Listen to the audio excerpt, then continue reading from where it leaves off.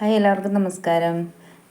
എല്ലാവർക്കും തന്നെ ഇഷ്ടപ്പെട്ടൊരു പച്ചക്കറികളിലൊന്നാണ് പയറല്ലേ. എനിക്ക് വളരെ ഇഷ്ടമാണ് പയർ. അതുകൊണ്ട് ഞാൻ എപ്പോഴും തന്നെ പയർ കൃഷി ചെയ്യാറുണ്ട്. പക്ഷേ നല്ല ജൈവവളമൊക്കെ നമ്മൾ അടിവളമായിട്ട് കൊടുത്തതിന് ശേഷം നമ്മൾ വള്ളിയിൽ കയറാൻ തുടങ്ങുമ്പോൾ വീണ്ടും നമ്മൾ വളം ചെയ്ത് കൊടുക്കണം. എങ്കിൽ പെട്ടെന്ന് പൂക്കളും വരികയും ചെയ്യും, കായും ഉണ്ടാവുകയും ചെയ്യും.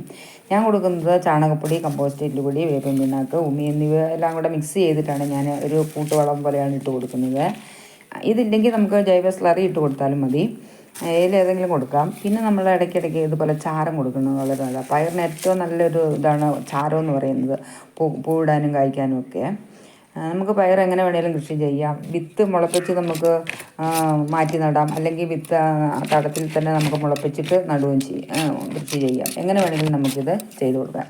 ഞാൻ 2 തരത്തിലും ചെയ്യാറുണ്ട്. ഇത് നട്ടാൽ നമുക്ക് അവിടെ ആവശ്യത്തിന്, നമ്മുടെ വീട്ടിലാവശ്യത്തിനുള്ള പയർ നമുക്ക് പറിച്ചെടുക്കാൻ സാധിക്കും. വിഷമുള്ള പയർ കടയിൽ നിന്ന്